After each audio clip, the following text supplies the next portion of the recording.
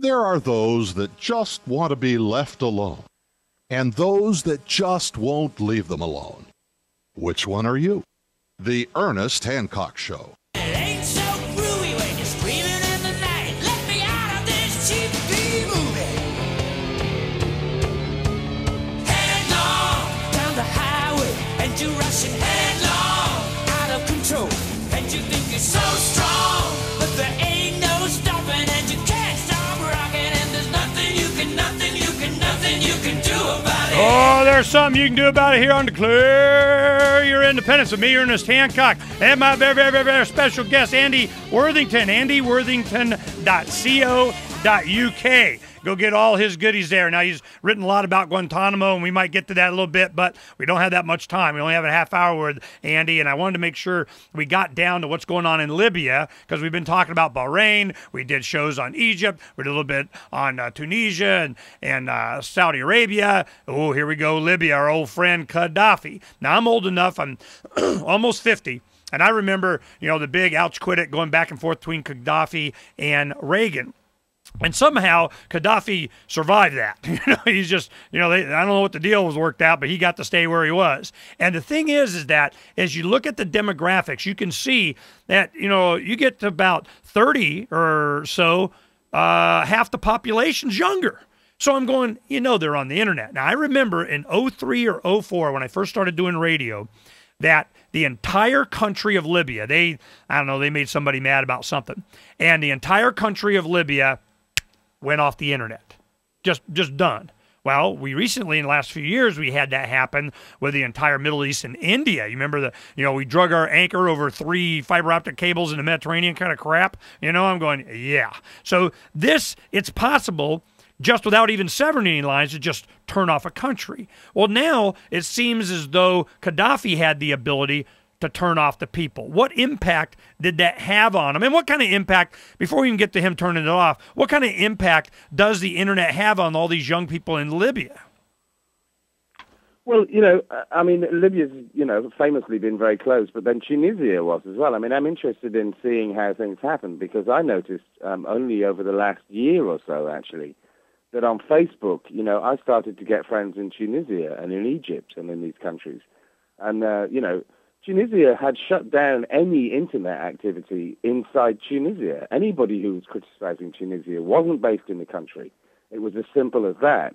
And yet suddenly, here were individuals popping up on Facebook, talking about political issues, cross-posting stuff from various places, people who clearly had a working knowledge of English. And I started thinking, is there something going on here? Maybe these regimes have suddenly found something so global and big and amorphous that they can't close down Facebook, so they're struggling to deal with it. And in some ways, I think that's what's happened. I think that we can pride ourselves in the West, those of us not pumping out a moronic message of supporting everything that we in the West do, but those of us who are putting out messages that are more quizzical, shall we say, or that are more critical, that these are being picked up around the world and that people have been using them to help inform themselves. So it's definitely played a part.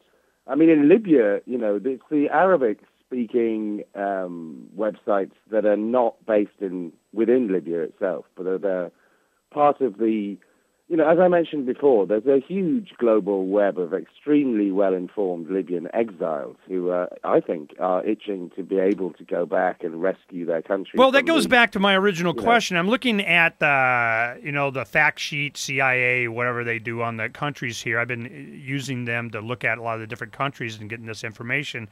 And the literacy rate, it has age 15 and over can read and write, total population 82.6%.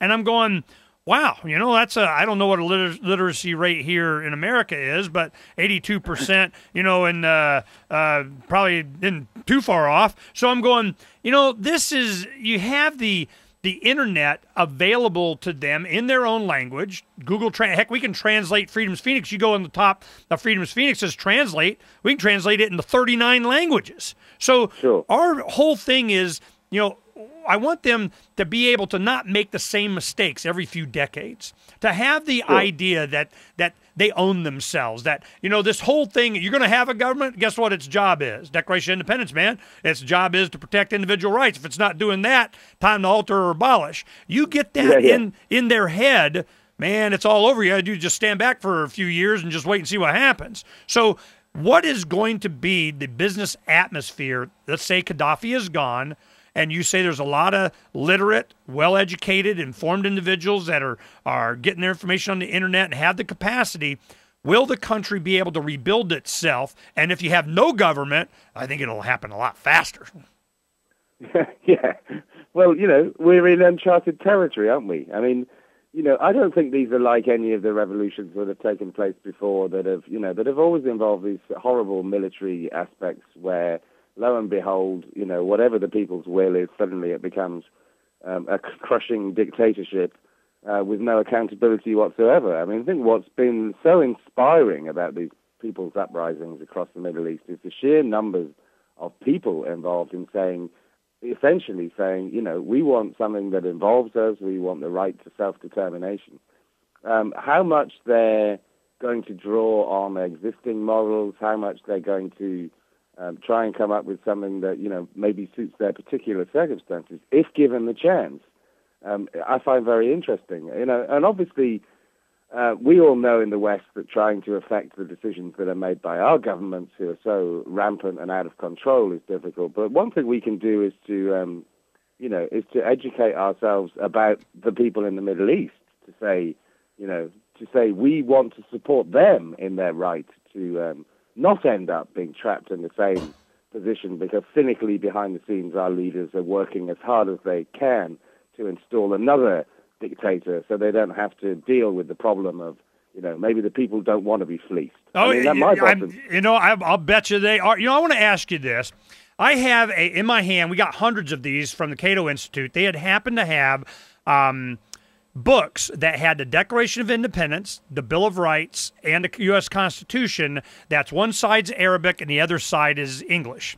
And I'm going, okay, I would love to get these to them, and I have some addresses. Different groups were sending them along with DVDs and a bunch of different stuff to try and infect them. We did this, this Love-olution thing over here over the last few years, and we understand the power of an idea, certainly in a young person's head. And I'm going, do I really want to say Declaration of Independence? I'm all good. I mean, that's a universal thing. Bill of Rights, pretty good. But the U.S. Constitution, I'm thinking of like chopping that out or putting a sticker on it. It didn't work for us. You can do better. I mean, because I don't want to try and give them the concept of here's good government, because it hadn't worked out for us. So I'm going, sure. What kind of a government do you think they would have, or do you care, or do they care? Oh, I'm sure they care. I mean, I just think that, I think the issue in Libya that's rather more complicated than it is in Egypt and Tunisia, at least on the face of it, is that it's inventing, so much more from scratch rather than, if you like, metaphorically taking over institutions that already exist and just replacing the way that they're run. I mean, theoretically, that's the possibility in Egypt. If they're going to get multi-party elections, if they're going to get to have a proper say in how things are run, the institutions are there, whereas Libya is this, essentially this totalitarian wasteland as far as that goes. Where is there a philosophical advocacy for a different type of government? I mean, just how about none, or we rule our? Because they always say, "Hey, man, it's either democracy where people vote and it's easier to take over a country with a floppy disk than it is a tank, or it's going to be it's Islamic fundamental church kind of." I mean, is that the only two options? I don't know. I mean, it's what interests me about this is that what we haven't seen is the ability for Western countries to play on the war on terror fears that, hey, a whole bunch of brutal Islamists are going to come in and it's going to be worse than anyone can imagine. Because people have been, either because these groups have been staying carefully in the background, also because so much of these movements hasn't involved, hasn't been led by religious figures. It's disarming the West. To me, that's the most important thing that's happened so far. We haven't been able, in the Western countries to portray the people who are rising up against their dictators as bogeymen. We don't have a bogeyman at the moment. What we have are the people, and they want to be free. And I think that that's something that, we who support them have got to keep stressing. Andy, thanks for coming on. I wish we had more time. Do you mind if we call on you again? Yeah, of course.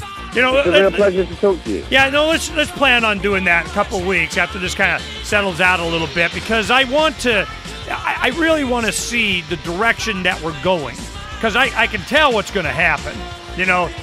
They want self-determination, and they're powerful enough and determined enough and brave enough and have enough courage to get the bad guys out.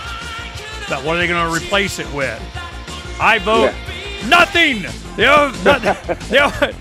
Anarchy's better than what they have. Andy, thanks for coming on, man. AndyWorthington.co.uk. Uncovering the secrets and exposing the lies. That's what readers of freedomsphoenix.com get every day. Readers of freedomsphoenix.com are constantly provided the information that detail the real news between the lines of propaganda about government policies and the true relationship we all have with coercive governments. Learn the true condition of our economy, innovations and technological breakthroughs in energy, health, computer science, and space travel. Learn the truth well before it's admitted to in the lamestream media, the media that is so last century. Corporate media has evolved into nothing more than distributors of government propaganda, but we now have a fantastic alternative. FreedomsPhoenix.com provides constant news updates on the issues that affect our lives in the most important ways. Our liberty and our property are under constant attack, and FreedomsPhoenix.com provides the understanding behind the propaganda while encouraging the participation of our readers. Join us at FreedomsPhoenix.com. That's freedoms with an S, Phoenix.com. FreedomsPhoenix.com, where the revolution between the ears has already matured.